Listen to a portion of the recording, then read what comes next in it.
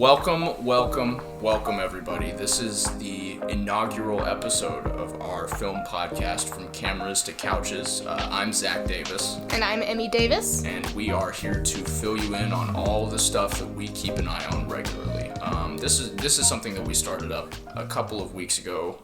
We were kind of workshopping the idea on how we'd be able to put this out there, because we more or less do this pretty frequently. We spend a lot of time looking into movies, watching movies at the theater, and we more or less just wanted to find a good creative output for it. So we're looping you in on all of our stuff. Just keep your ears to the ground. We are definitely just pushing through this one step at a time. So we'd love for you guys to stay tuned over the next couple of episodes and just see how we develop everything. This week, we've got a couple of horror movies for you. It's deep in the Halloween season. We are catching the last releases of October. Everybody is just here for the scares, and that is pretty evident by the box office this week. For the first movie that we caught this weekend was Smile 2. We also checked out this little Canadian indie movie called Rumors on Saturday, which was...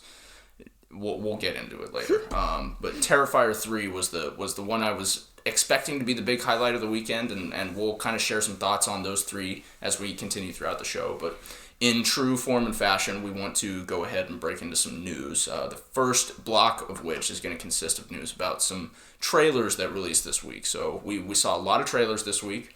The first of which is Wallace and Gromit. Now, Wallace and Gromit is a long-time Aardman Animation property that's probably the cornerstone of this entire studio. We've seen a lot of films from them over the years. They've done a lot of American media, but they are a British company. The head of this company, Nick Park, is kind of the one that puts these projects together, gets them out on the floor.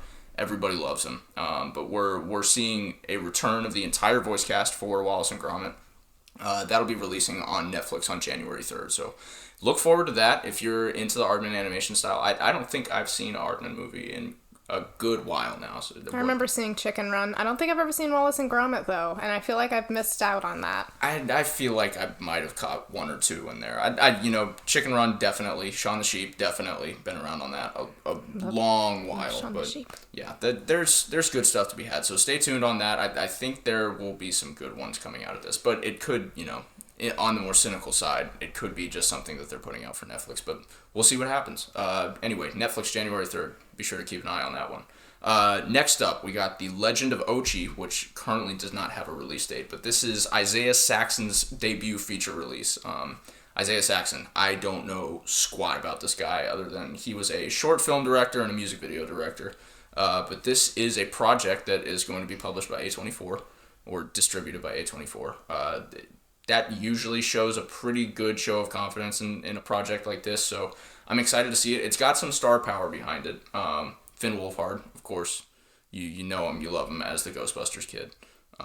He is frequently just popping up in movies like this. I don't know. I gotta give him gravitas for breaking into the movie scene after being such a huge player in the TV scene. He also has a band. He does have a band. He has got a little punk rock band, right? Yeah. Something like that. Good a for little him. indie band. He seems very northwest emo. I don't know. He northwest emo. I think more northeast emo. I don't know. I can't clock him exactly, but we'll get around to him. Willem Dafoe is also in this movie. You may know him and love him as a fashion icon. He's just the bomb, and honestly, in A24 movies, he just rips and roars, and he has cranked out some movies this year. He's been pushing the envelope, and honestly, the dude is just a mainstay in Hollywood for the past 20 years, and even before that, and consistently puts out exceptional performances. So I can't say no to that. I'm very much looking forward to that. So some other people that are in it, Helena Zengal, who's done some smaller work with Tom Hanks. She was in, News of the World a couple of years ago, back in 2020. I never caught that one, but supposedly she's got a pretty good performance in it. And Emily Watson is also in this, of Punch Drunk Love fame. Probably more commonly known as the voice of the bride in The Corpse Bride, which is, Tim Burton core as much as it goes. I'm looking forward to seeing kind of where this goes. It looks like it's going to be a fantasy adventure of some sort. There's some very Grogu-esque practical effects that are going into work for one of the smaller main characters. It looks like it's going to be more or less an escort story of a sweet furry creature that's got big scary teeth. Could be fun. I'm much looking forward to hearing more about that. I always enjoy a good little found family film. Yeah, nice little. I'm a sucker for 'em. Nice little Netflix early February movie. It'll be a good drop. So keep an eye on that one. That's The Legend of Ochi. The next one is from a big player in this year's showings, Osgood Perkins. This is his follow-up to Longlegs, which was released earlier this year, and absolutely smashed. It was Neon's highest-grossing film of all time. And it's a flawed movie, but had some very strong bones in a lot of parts of it. If you have ever heard of the Alan Wake franchise, I urge you to look into this. It's fantastic stuff. So Osgood is doing a new movie based off of a Stephen King book called The Monkey. It's got some wind-up monkey stuff in it, so if you're prepared to be creeped out by something like that, it is going to be right up your alley. Honestly, just write Osgood Perkins a blank check and let him do whatever he wants for the next couple of years. I think this guy is going to be a huge player in the horror scene over the next 5 to 10 years. We're probably going to see a lot of potentially ups and downs from him. I saw a lot of ups and downs within Longlegs itself, but if he continues to just hone his craft, I think we could see some big plays from him. This is going to have Theo James, who you may know and love from the Divergent trilogy. You may know and love him. I don't know a thing about the Divergent trilogy. That's far out of my reach. I saw one movie. Yeah. I saw one movie with Rachel. Yeah, congratulations to Rachel. Rachel Nicole Davis, I'm talking to you if you can hear me right now. The Elijah Woods is also building this movie. I'm not 100% sure about that. He's got a non-credited role in this movie so far, just from all the press that I've seen surrounding it. IMDb has him listed, but it doesn't have a role listed for him, so we'll find out about that. Tatiana Maslany is in this movie as well. She's the star of She-Hulk.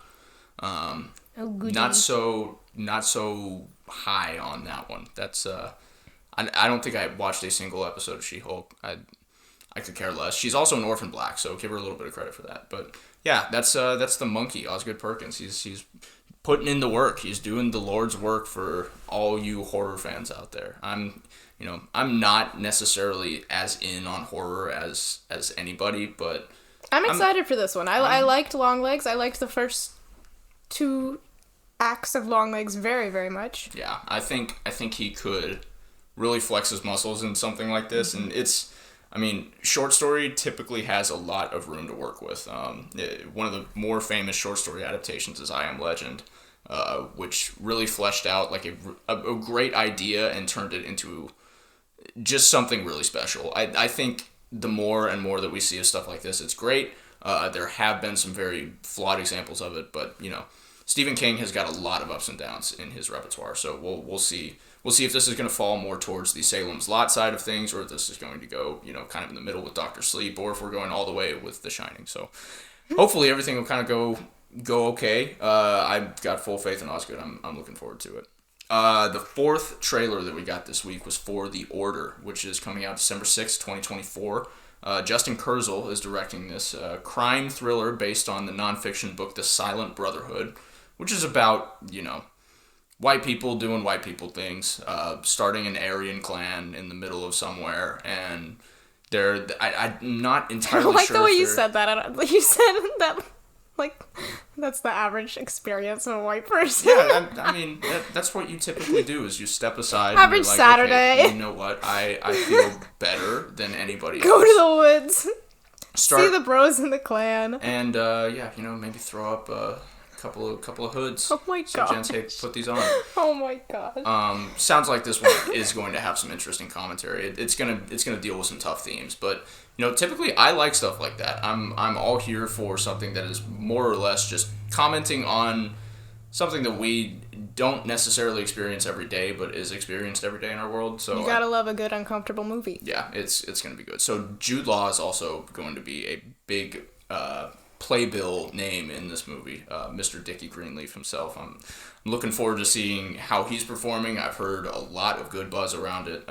Him and Nicholas Hoult are the two stars of this movie. Nicholas Hoult is probably carving his name into the Hollywood sign with Clint Eastwood right now as they prepare for the release of Juror number 2 at the end of this year. That's going to be some exciting stuff. Stay tuned for Juror number 2. I'm looking forward to what Clint Eastwood at 93, 94 years old is still pumping out. Him and Ridley Scott are like putting out movies. God bless him. Every couple of years now, and they're still kicking. They're still kicking. I gotta give them credit. Follow your dream. Yeah. Journey Smollett, additionally in this movie, I don't know too much about her, but Ty Sheridan is also billed on the cast, and you guys may know him as the guy that puts on the VR headset in Ready Player One. Ready Player One, what do you think of it? It's a fun movie. It's enjoyable. Did you like the part where the Overwatch characters show up? It's fun. You're like, oh my gosh, here's all these guys from all the different games and things. And special thank you to Steven Spielberg for Ready Player One. Yeah, it's a special movie. Yeah, it's something special to a lot of people. Okay, moving on. We are going into our more news-focused segment, less trailer-focused segment. By the way, I will be putting all of these trailers links down in the description, so if you want to check any of them out, there will be links to them on YouTube. All right, the big one. Dune Messiah has been confirmed to start filming in 2026. Now, this is big for a lot of reasons. I'm excited to see if Deakins is going to be coming back to the project, because they freed up the cinematographer for Dune Messiah, who's not the original cinematographer for Dune 1 and 2. It's Roger Deakins has been working with Denis Villeneuve for years on these projects. It sounds like Greg Fraser, who was the cinematographer for the Batman, was originally lined up to shoot this project. But due to Zendaya's overly populated 2025 schedule, they had to push the shooting back to 2026, which freed up Greg Fraser to shoot the Batman Part 2, and which frees up Deakins to shoot Dune Messiah. Pray that he's still alive by then, people. He is one of, if not the best, greatest working cinematographers in like modern film history. He's absolutely outrageously good. Absolute visionary, and he pairs with Denny so well. So yeah, we'll probably be looking at a release on that. I would say, if we're lucky, fall of 2027. Stay tuned for that. I don't know what's gonna happen with Dune Messiah. This is where the books start getting interesting. I think we really saw the script fall into place at the end of the second one, and I think that's just going to continue to develop through whatever this trilogy is going to end up being. And it's going to be a big Oscar player. I mean, the buzz that's been getting thrown around is that this is going to be the return of the king of the Dune franchise. So Dune 2 is not going to see a whole lot of play at the Oscars this year. Probably best cinematography and some of that typical stuff. Maybe best sound. But they're going to sweep when the third one comes out. And I'm excited. I love Dune. Yeah, I think the franchise is just kicking ass right now. I think that they're just going to continue to do all that stuff, and Timothée Chalamet is going to continue to do whatever the hell it is that he does. Bob Dylan at the end of this year. I'm excited for that, honestly. See, I just love movies. I'm just excited for I don't movies. have a big attachment to Bob Dylan, but the people that I know that have a big attachment to Bob Dylan are not particularly happy with the trailers that they've seen. Oh, come on now. I play the harmonica. How could you not have an attachment to me? Yeah, Bob Dylan. He's the man. And Timothée Chalamet is not, but we'll find out. You don't like T-Sham? He's fine. He's fine. He's a young whippersnapper like I am. We have to have it out, Joe. We gotta have it out, Joe. That's what it is. Yeah, He's not exactly on my. He's popular. He's a hit. He's the skinny little boy in Hollywood right now. He's doing the numbers. Okay, yeah, Dune Part 2. See it in 2027 or whenever the hell it comes out. Okay, Luca Guadagnino. Let's have a talk about him. This dude has put out 2 movies this year. Started the year with Challengers, which didn't see. I'll be completely honest. I have a Luca Guadagnino allergy. I'm not a huge fan of his movies. I know they perform well. I know that they've got a lot of stuff going for him, but he is not on my list. This is the only Challengers is the only Luca movie that I've seen, and it's. I don't care much for the plot. I mean, it's a very visually beautiful movie. Like, it's shot very beautifully, and like that is what I can say about it. But yeah, and I love Mike Feist. What else is there to say? Yeah. I am all for the artistry of it. Which is probably, more of a personal block than anything, is that I just need to get over it and see it. But I feel like the hype has died down enough to this point where I can pass on it and it won't be the end of the world. So Luca, anyway. You're not gonna go see Queer? I've been hearing pretty decent things. It's been very mixed. It's been way more mixed than Challengers. You do love Daniel Craig. Daniel Craig is the man. I've heard that there's a fundamental problem with Queer, where he is supposed to be this loner on the outskirts of society. He's living in Mexico City after I think he was involved with some drug issues back in the States, got extradited to Mexico City. This takes place in the 1940s too. Mm-hmm. But I hear that for somebody that's supposed to be so far off base, he's way too charismatic. And that is just a natural occurrence when you put Daniel Craig in front of the camera. Because he is just the guy. I mean, James Bond, you could draw a painting of Benoit Blanc. Benoit Blanc. Yeah, that's another big thing, is his Knives Out character is just loaded with that kind of charisma. This movie, he's not supposed to have it, but he does anyway. Anyway, so this is we're now talking about Queer, which is Luca Guadagnino's moving on. Sorry. Coming out at the end of the year. I got us off track. No, it's okay. He did Challengers at the top of the year. He's doing Queer at the end of the year, and then next year, he is currently working on an adaptation of American Psycho, the famed novel that was adapted into a movie in '99, starring Christian Bale and Paul's business card. It's personally not a favorite, but just a great watch. It is. It's not a favorite of yours? American Psycho? I love it. Not particular. I've only seen it like once or twice. Maybe if I sat down and just put it in the background of a party, people would call me a psycho. But I would enjoy watching American Psycho. It's like a nice Thanksgiving movie. It's always there's funny parts of it. There's overacted parts of it which are intentional. There's all kinds of good stuff. So anyway, Luca Guadagnino is remaking American Psycho. I want you to think about that, process that, and hopefully explode in a million different pieces as you try to grapple with the themes that he's going to be dealing with in it. I don't know. It could be really good. I hope it is. I hope it's the one that breaks the seal. Find out next year. Yeah. I almost said next week, but yeah. Congratulations to Luca for nailing that down. He's probably got that. He's blank pumping check them out. we can say that at least. Yeah, good for him. Next up, Sydney Sweeney. Let's talk about her. She's Hollywood. She is Hollywood right now. She's also Euphoria right now. She's HBO's show pony aside from Zendaya. This gal's going to be playing a wrestler. She's going to be playing Christy Martin in a new biopic. This is going to be her most testing role. This is going to be, without a question, the role that tells the general public whether or not she can do the Scream Queen thing, or if she's just going to, if she can break outside of the box that she's currently in. If she can do some character acting, I would be thoroughly impressed. Respect for how much she beefed up for this role. She looks crazy. I saw like a before. I looked and I saw. I was like, dang, she looks strong. And then I was like, oh my gosh, I saw a before picture. I was like, good lord. Yeah. I don't know much about Christy Martin. I don't know anything about her story. I guess we'll find out when Sydney Sweeney pops out. No spoilers. Yeah, I can't spoil anything about it. I don't know anything about it.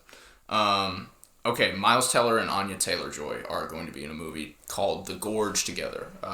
This has got some behind-the-scenes photos this week, which is, just one of those moves that these studios pull to kind of get everybody excited about the movie. Shooting a picture of Miles Teller and Anya Taylor-Joy is not the most urgent way to get me excited about what's going on in the movie. But it sounds like they're like counter snipers trying to keep some evil force at bay, and there's a Russian and an American, and they like, I don't know if they come they're together. Working they together, fall apart. but they're enemies. Who knows? Miles Teller is the Russian too. That's not true. Miles Teller's not the Russian. Yeah, cool. The Gorge. Check it out. It may be great. I'll let you know. Finally, congratulations to Mr. Spike Lee for his induction into the NBA Hall of Fame. He is, they said Mookie would never be balling, but he is balling. Spike Lee is just, Do the Right Thing is one of my favorite movies ever made. I think that is just absolutely from front to back some of the best stuff. Only 2 pizzas. Yeah, only 2 pizzas in that whole movie. Every time you look at that pizza and you see somebody take a bite of it, you're like, ooh, that pizza's been sitting for a while.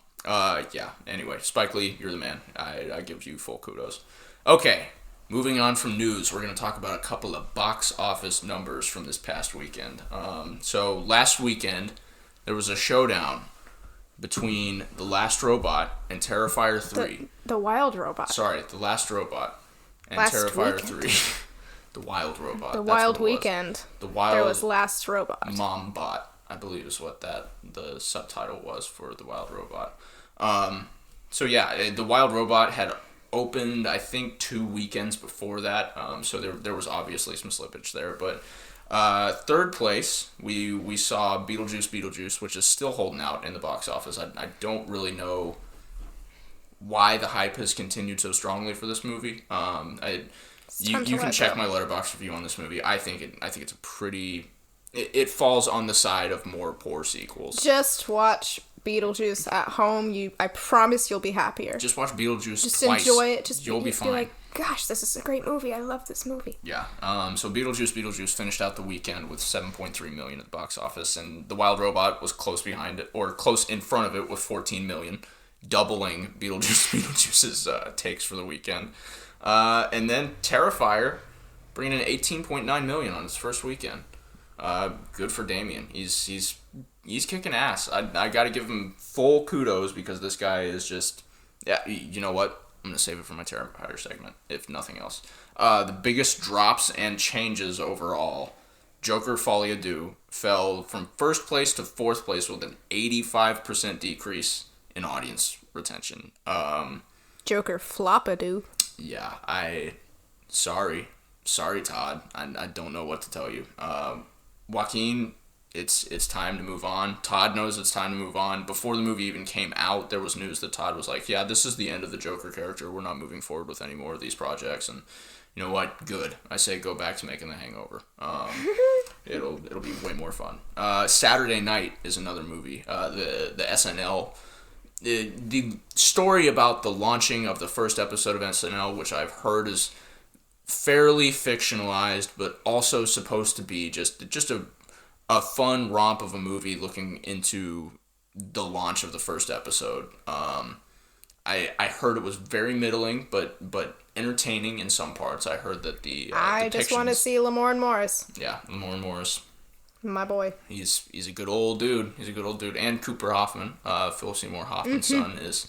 I can't remember who he plays in the movie, but he's there. He's present. That's all that matters. That's the biggest draw point. So we may get around to seeing that at some point in the next few weeks. It has not opened wide enough to our local theater yet, so we can definitely find a place to go see it at some point. But moving on, that one debuted with $3.4 million on its opening weekend, which is fine. They're doing okay. I don't think it got as big of a pull as people were expecting. The Telluride Film Festival was really hot about this movie. They were saying that it was just a grand old time. I don't know. It's America is slowly but surely not seeing it. Here's a nice little stat for you. Megalopolis made $235,000 this weekend.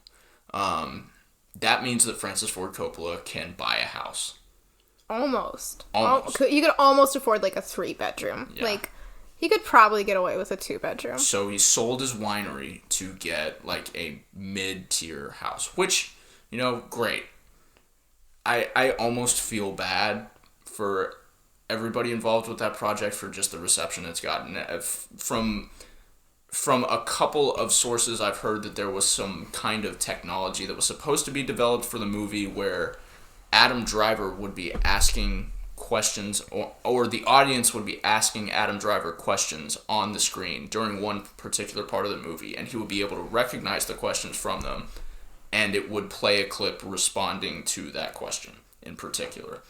That did not happen. I hear there is a pretty heavy fourth wall break at some point in this movie, to the point of where there were a lot of screenings where there was somebody there with a script that was reading back and forth with Adam Driver. Somebody in the theater was actually having a conversation with somebody on screen. That's pretty radical. That's a pretty great and bold idea, and I like the idea of Francis Ford Coppola trying to really push the medium that he has been working in for the past several decades, and he just couldn't pull it off with this one.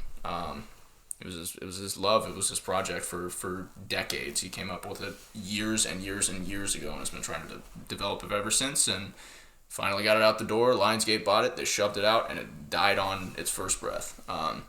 Rest in peace to Megalopolis. Francis, do something else, brother. Keep making wine. I urge you. Tell your daughter to make a new movie. Yeah, Sophia, you have our number. Okay.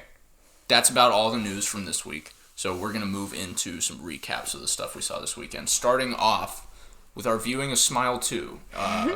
Now, we went and saw Smile 2 on a Friday evening, expecting a pretty large crowd for opening weekend for Smile 2, and we hopped into the theater, and there were 17 people in there. Now, this is the, I think, 300-seat theater that we have at our local AMC, and Mano Shavitz, she was empty. They just were not selling for this one. We might have just been at the wrong showtime, but it was kind of a primetime showing. So this is written and directed by Parker Finn. This is the follow-up to his 2022 entry Smile, which in turn was the follow-up to his short film Laura Hasn't Slept. Smile I've heard a lot of good things about. I've heard it's one of those horror movies that's made on a not necessarily massive budget. It was made on like a $17 million budget or something like that. Godzilla Minus One last year was made on a $10 million budget and won Best VFX, as I think was truly well earned. Smile did not. Smile's got some great scares in it. There's a couple of sequences from the trailer that I remember very distinctly. Just really good shots. Smile 2 was supposed to be the bigger, badder, older brother of that. They pushed it. They did some good stuff. There's a lot of really good practical uses of just great makeup. The makeup department was on fire. Yeah. Absolutely. Very good effects from that department. Moment to moment, it kind of falls apart. Pretty much everything that isn't actively frightening or tense or just in any way, shape, or form exciting is not. There's a bunch of trauma stuff in this one, and look, I don't dog on trauma. I know that people have trauma. I know that we're all trying to figure out ways to cope with it. This is too much. You guys have got to stop doing this. And when I come to see a horror movie, I'm there for the gore and the scare and the what have you, but I'm not there for la la la. Yeah, it's my past. A lot of people grappling with a lot of stuff. I totally understand that. However, I've seen a lot of movies in the past 5 years turn from horror to trauma horror, where people are just kind of getting over this aspect, and in a lot, in some capacity, that's a lot of horror movies even before this happens. But that's just the way the dice falls sometimes. So anyway, yeah, all of the scares in this movie I thought were incredibly effective. I did not jump, but for one time, Same. and I think that one was pretty well designed. All of the gore in it, like we said, is just not, I can't say tasteful gore. There's no tasteful gore, but it's well made. It's really just that shock horror that you expect going into a movie like this. So I guess we can kind of talk about the plot a little bit. This follows a pop singer who has witnessed an unfortunate death. The Smile entity or whatever from the first movie essentially passes itself from person to person by making one person who is not infected with it witness another person's death who is infected with it. And then after the death is witnessed, these people start seeing evil things happening. They, the titular smile that all these people put on this weird, creepy face. There has already been kind of a pop star push this year in M. Night Shyamalan's Trap.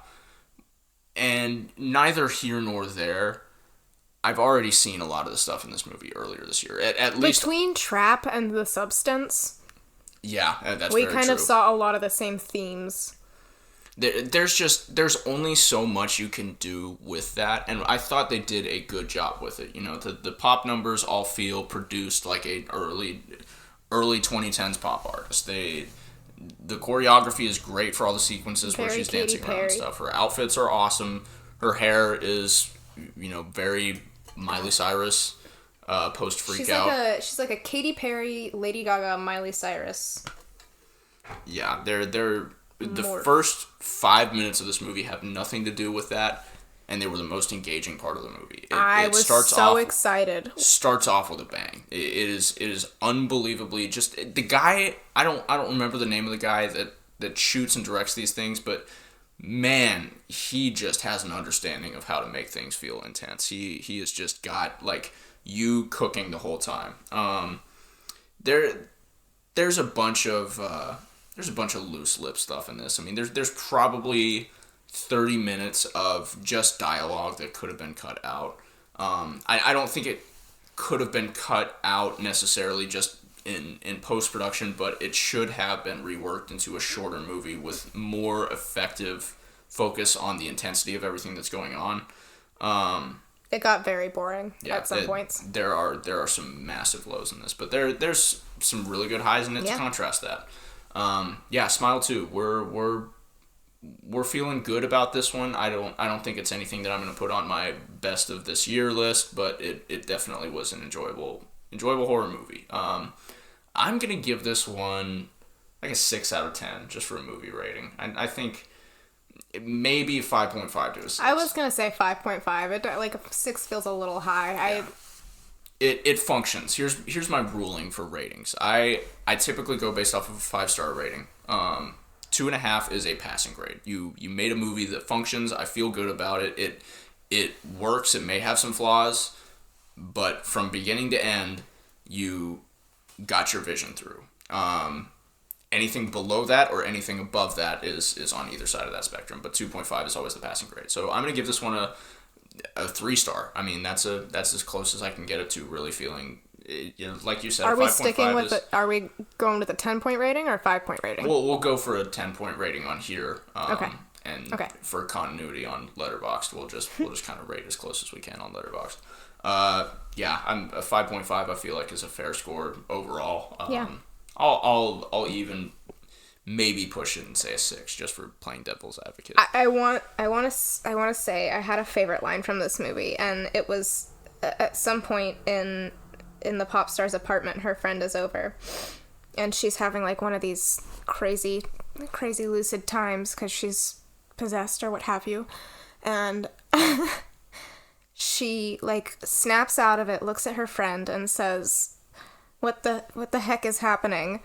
And her friend looks at her and says, "What do you mean? I made matcha." And I think it was at this point that I looked at Zach and I said, "I think I'm gonna go to the bathroom." Gotta love that matcha. No, I don't care for matcha. Neither do I care for Gemma. Was that the name of that character? Gemma, yeah. Yeah, Gemma with a G.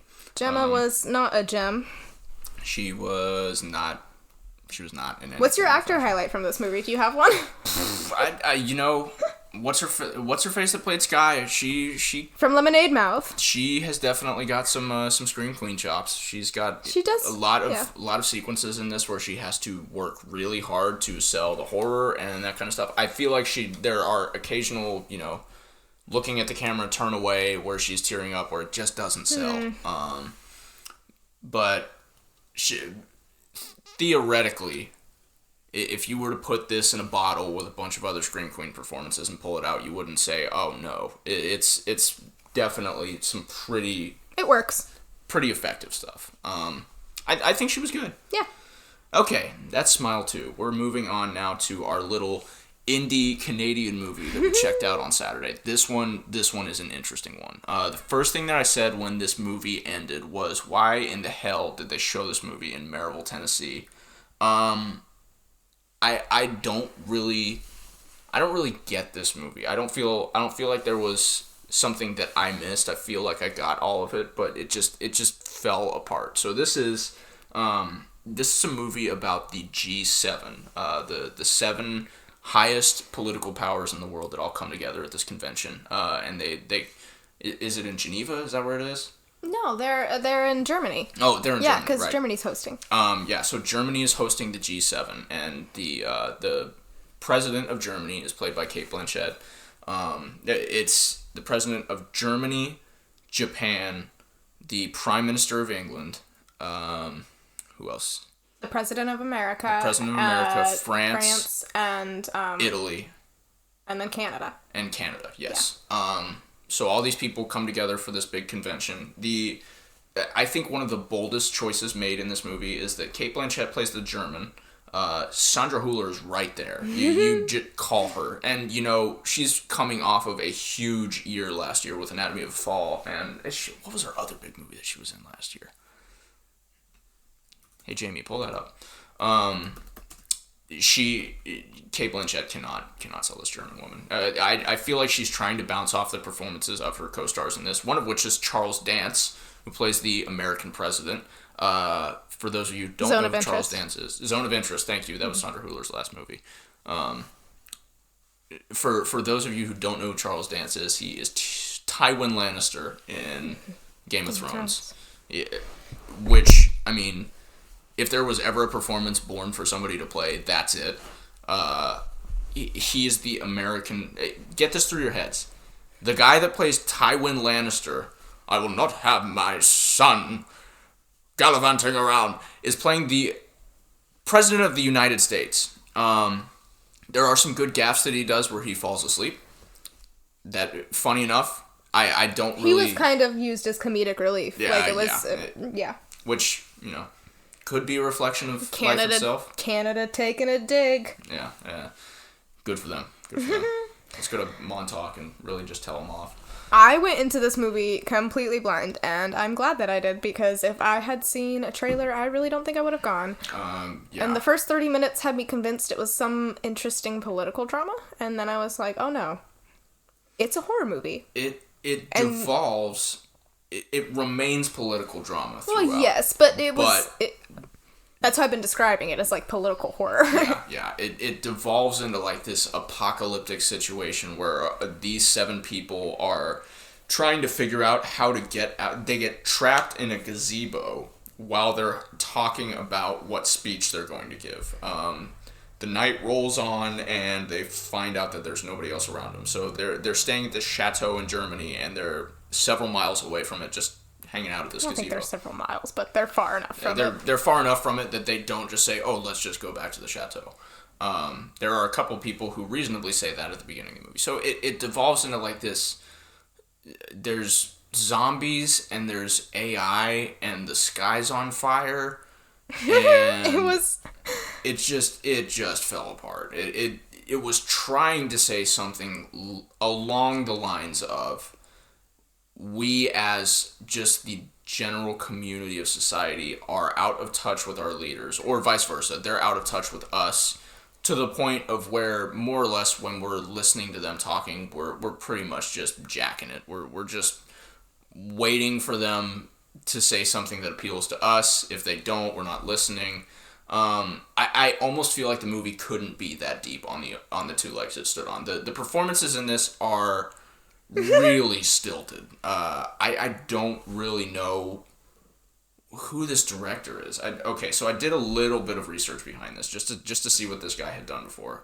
It's Guy Madden, a Winnipeg native who has earned his stars in his home country of Canada for decades as the director of both short and feature films, collaborator with Evan and Galen Johnson, who co-directed and wrote this film. Congratulations to Guy. don't really know what you were trying to pull off with this one. And again, like I noted at the beginning of this, why did this movie come to Maryville, Tennessee? It's a Canadian indie film. And like the soap opera lighting, and I just... Yeah. It was interesting. I will give it that. It felt like one of those lower quality straight to streaming movies.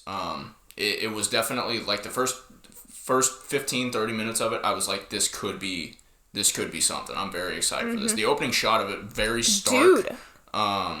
The music swells, it's got like this almost Wes Anderson font that's just popping up and introducing the cast. That's exactly what I was thinking. I was like, oh damn, this is gonna be something else. It was not something else. It was something different entirely. Okay, that's rumors. I'm gonna give this one. I'm not done. I'm not done. Oh, you still got thoughts. I wanted to say that I have a favorite line again. That's kind of, I don't know. I just have a favorite line. I think that's a good margin. And from this one, it is, and I will give zero context. Their ancient seed has extinguished the flame. I forgot about the ancient seed. How could you? How could you? That was the most... I chose to forget about the ancient seed. Oh my gosh. Oh, I also wanted to say that I gave this one a theater experience 5 out of 10 because we were the only 2 people in the theater. The most entertaining part of this movie was where we could run around the theater. We sure did, and I'm sure they watched us on the cameras and were like, "What are they doing?" And make the most of it. They were probably asking what were they doing when 2 people booked tickets to go see this movie at AMC 12 in Maryville. Also, where were the rumors? I don't even know what the rumors were. Yeah, okay, so there was like this minor plot point about I don't even know. The Canadian guy. The Canadian Prime Minister, I guess, who had embezzled some funds and there was some insurance fraud and that kind of stuff. Maxime was his name. Imagine Kate Blanchett as a German lady just saying Maxime for 2 hours and you can pretty much just picture this movie. That was the only part of it that was like rumors. So is this movie generally supposed to be about rumors? Is it supposed to be about just like us not being able... I don't know. I don't care. I'm not looking that far into it. Moving along. The final flick that we saw, or that I saw this week, due to some technical errors on Emily's part. God bless Maddie and Caleb. If you guys are listening, I hope you got that tire fixed. Anyway, so I checked out Terrifier 3, which... like I said at the top of this, I'm not a Terrifier fan. I will be going to see it tomorrow. Are you really? Yep. Be prepared. I know. I'm ready. I'll have my throw-up bucket accessible. Yeah. I'm a squeamish girly. This movie is gore porn for those who love gore porn. I really appreciate the story behind this franchise. Damien Leone is this guy who just had a dream. He had a makeup artist making monsters dream. He grew up watching Jason, he grew up watching Freddy Krueger, he grew up watching Michael Myers and wanted to make monsters when he was growing up. When he started seeing documentaries about how the makeup was done in these movies and how they picked the masks and all these kind of things. He channeled that into this franchise, which he personally funded the first movie of. He made the first movie for about $55,000 all told. It was about $35,000 to go into pre-production and about $20,000 to go into post. That movie, it didn't necessarily explode, but the buzz around his character, Art the Clown, who is this deranged, almost supernatural serial killer, who is less of a slasher and more of a mutilator. It just exploded. People loved it because he's got this mime performance that he puts on. He doesn't speak throughout any of the movie. He's got this really exceptional taste for being almost like a Charlie Chaplin style, where he's just a goofy frequently guy. He's a goofball. I mean, he does all this stuff and he's looking at the camera and pressing a finger to his lips and all that kind of stuff. He's damn it, who's the name of the guy? What was David Howard Thornton? Is outstanding for this role. I think that he has perfectly captured what they are wanting to capture in this movie. It is, like I said, gore porn. There are some absolutely brutal sequences in this. Now, Terrifier 2 has potentially one of the hardest to watch, like 3 to 5 minutes in movie history. remember finding out about, if you know what I'm talking about, the bedroom scene in Terrifier 2, when it came out last year or the year before, and God, man, I don't know how it's you come the up with only something thing that I've messed seen up. from any of the Terrifier movies so far, and I'm grateful there's nothing that bad in Terrifier 3 because I don't. Here's the deal. There is stuff that is equally that bad in Terrifier 3, but it is not sitting there and watching it for 5 minutes. It's sitting there and watching it for, a couple of scenes. There is some personal problems with this movie. There's some pretty heavy anti-Christian imagery towards the third act of it, which I really was like, I don't know about that. I don't know if I can deal with that. Neither here nor there. Ultimately, my goal is to be as unbiased about it as I can be, but when stuff like that comes up, I have a really hard time with it. So yeah, and technically, I mean, looking at it from the movie's perspective, most of that imagery, you could say it's anti-Christian imagery because of the way it's being used in, but it's being justified because the evil people are doing it to the good people. However, I typically just that's a line I don't like to cross, which may come up on our next week's podcast when we talk about Conclave. Now, Conclave is, I'm brief segue into this. Conclave is one of the big front runners for the award season this year. Ray Fiennes is playing I believe a cardinal in the process of getting a new pope on the papacy. Voting in a new pope. Thank you. I can't remember what it's called, which is Mom. I'm sorry. Yeah, I'm gonna have some feelings about that one, but I'm very much looking forward to the performances that are going into that movie. Can't guarantee I'll see it in theaters. Supposed to be a lot of conspiracy stuff going into that. Anyway, so and all that to say, segue over back to Terrifier. Damien, you are doing the Lord's work with slasher stuff. This guy has. One of the things I put in my notes was that we have moved from the slasher genre into the mutilator genre because of the desensitization everybody has had through the internet in the past 20 years. I think that kind of access to that amount of stuff has just led people to seek out thrills in a different way, and I think Damien is delivering on them. I personally do not find that stuff attractive in any way, shape, or form, but I'm here to tell you that if you like that, you're gonna get a lot out of this movie. It's more or less Art the Clown following the events of the second Terrifier movie, which, if you haven't seen it, spoilers, the main character, the final girl, Sienna, kills Art the Clown at the end of the second movie after a long drawn out battle. He comes back in this one, which, never done that before, never seen that before. The first several minutes of this movie are excellent. There was no fat on the first 20 minutes of it. It was everything that you wanted to see as soon as it came up. I thought overall throughout the movie, the performances are pretty good. I think with the material that these actors are given, they're doing a really good job of providing on what they're expecting, or what you're expecting, more or less. And it doesn't have to be anything over the moon, which is what a lot of people try to do in these. But when they get to the points where they are trying to be over the moon, they're really selling it. If you like gory horror movies, congratulations. This is going to be it for you. This movie's making bank right now. I think there's a lot of buzz around Terrifier, and I think Art the Clown is going to be around for the next couple of years. This movie does end on a cliffhanger in anticipation of a fourth Terrifier movie, so if you want to see more people get their skin flayed open and salt rubbed in their wounds and terrible things like that, there you go. This is your guy. Okay. Those were the 3 movies we saw this weekend, but there was one from last weekend that I did want to note. We caught The Apprentice last weekend, and I want to make this really brief. The movie The Apprentice is exactly what I expected walking into it. It was more or less, I'm really glad that we finally know what Hollywood thinks of Donald Trump. This is a story about Trump as he's coming up in the real estate business, as he meets Roy Cohn. Donald Trump, of course, is played by Sebastian Stan. You may know him most commonly as the Winter Soldier. You may know him least commonly as other things. He's done some smaller roles throughout the past couple of years. Jeremy Strong plays Roy Cohn, who is more or less Donald's...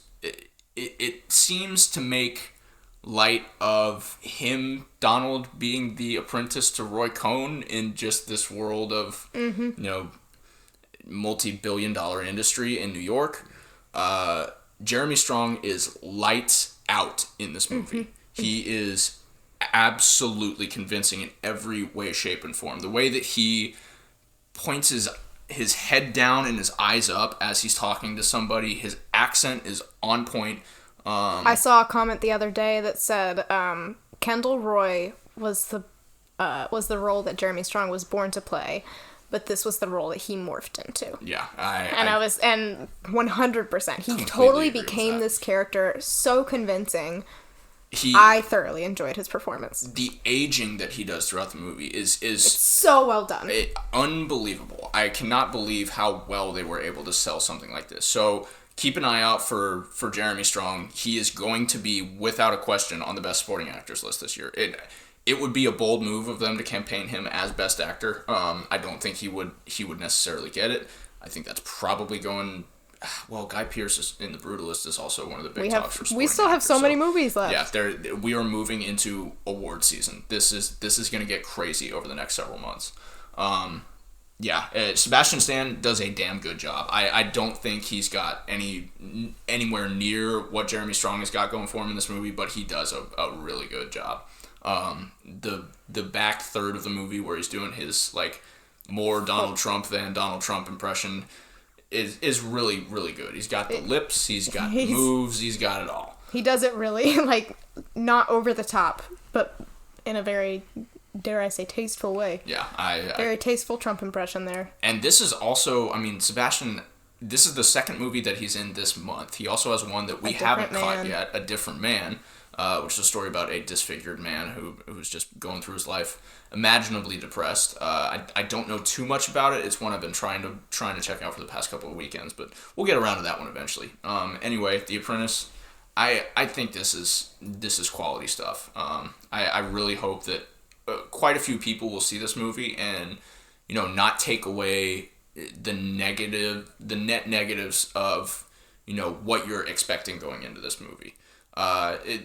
Clearly it's going to be divisive, but I think that the performances in this movie outweigh anything that could be potentially divisive about it.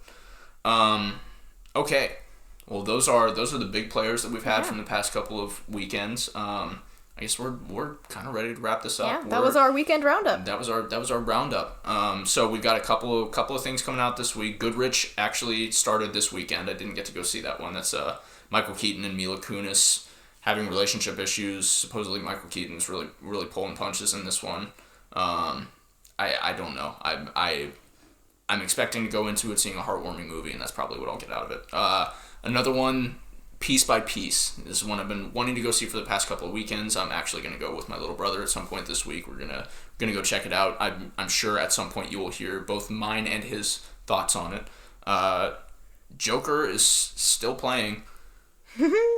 Still playing. I don't know who is sitting down for a showing of Joker Folie à Deux at this point, but if you are, call me. I'll maybe go see it with you. A Different Man is the other one that we wanted to highlight this week, but in conclusion, I would like to thank you guys all for being here. We are massively excited to finally be doing this, and we're going to keep this going over the next several weeks, see how everything goes, and if you guys have any questions or anything, you can reach out to us on Instagram. We are under Digital Viz Podcasts. You can find us at our personal accounts. I'm at Z_DAVYAH. You can find Emmy at... What is it, Emmy R. Davis? Emmy R. Davis, EMMY, like the Emmy Awards. Yeah, so keep track of us. We're going to be doing this. We're going to be hammering out our first weekly highlight on Thursday of this week. We're going to be putting up a poll on our Instagram about what movies we're going to be doing. We're doing some Davis Core stuff. You guys are going to see stuff that we like on this first episode. We want to make sure to bring you into what we enjoy. So the two big options that we've come up with are Almost Famous, Cameron Crowe's autobiography about how awesome the 70s was for rock music, and Howl's Moving Castle, Hayao Miyazaki's story about why he hated America going into Iraq. Also, the adaptation of an excellent Diana Wynne Jones novel. But we'll be talking about that next week. Or actually, we'll be talking about one of those on our weekly highlight. Yes. And on our weekend roundup next week, we'll probably be talking about some of the big openers, which include We Live in Time. I can't wait. Andrew Garfield I can't and wait Florence to be Pugh's hurt. big movie of the year. It's gonna be sad. It's gonna be sad people falling in love. It's more of the best. Conclave, which I mentioned earlier, Ray Fiennes. That's all I'm gonna say about that movie. Ray Fiennes, the Pope, and Ray Fiennes.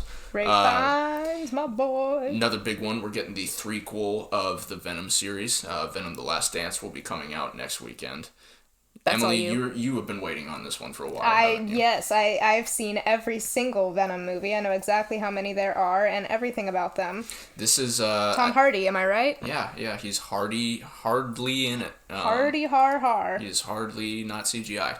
Yeah. The Venom movies are fine. The first one is pretty fun. The second one is a movie that was made by people. That's a you flick. I'll go catch the Outrun. Yeah. If it's still showing. Oh, yeah, I I'm so forgot about sorry, the Saoirse. Outrun. Yeah. I'm so sorry, Saoirse. Yeah, I've been meaning to put a come pin in see that. you. The Outrun might be going on here too. Yeah, and then next week, if you guys keep an eye on our Instagram, we'll be posting our polls, our highlights. We're going to do some clips and that kind of stuff, and hope to participate. So talk to us. Let us know if you guys have any big things you'd like to discuss. Yeah. Give us movie suggestions for the highlights. Yeah, we want them. If there's anything that you're anticipating, let us know. We can definitely schedule screenings with you guys.